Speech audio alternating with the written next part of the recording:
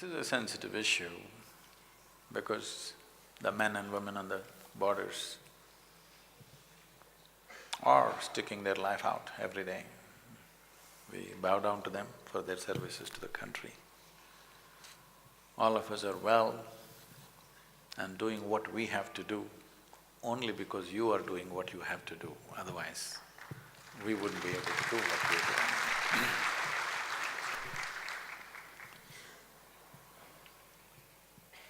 Death is a constant companion for everybody.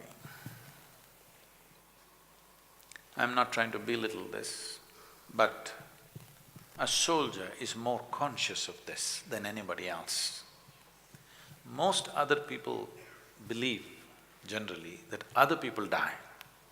They never think they die. But a soldier knows he or she can die any moment.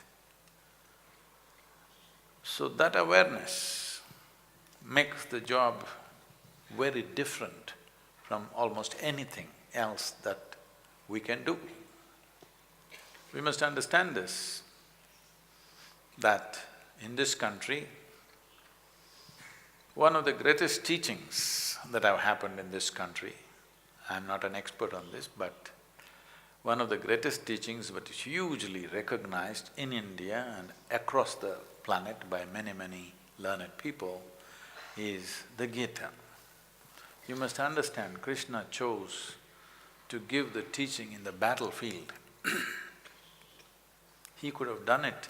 12, 13 years they were in the jungle, peaceful jungles.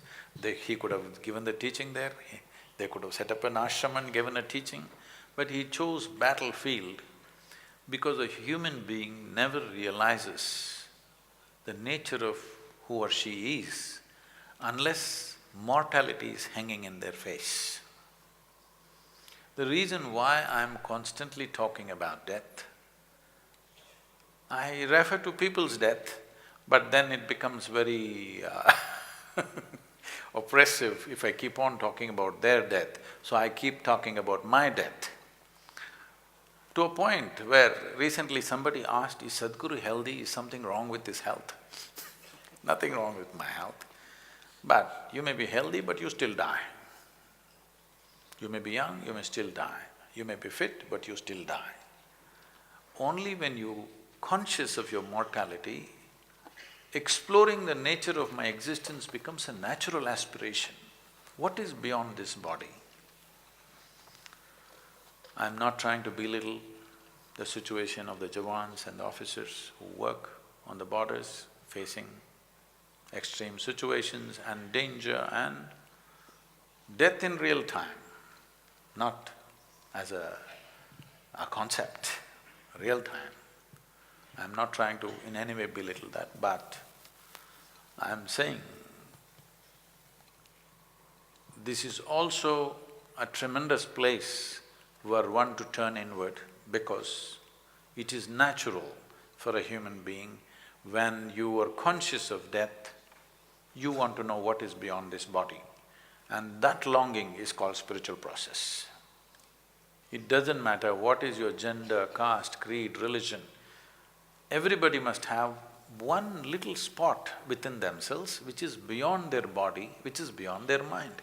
If this comes into their experience, when the time comes, either in natural ways or in unnatural ways, when time comes to shed this body, you will do this very gracefully. For every human being, I'm not just saying for a soldier, for every human being it will come. You don't know when it will come. But if you had an experience beyond this body, beyond this mind, your ability to handle this aspect of life would be incredibly better than the way it is right now.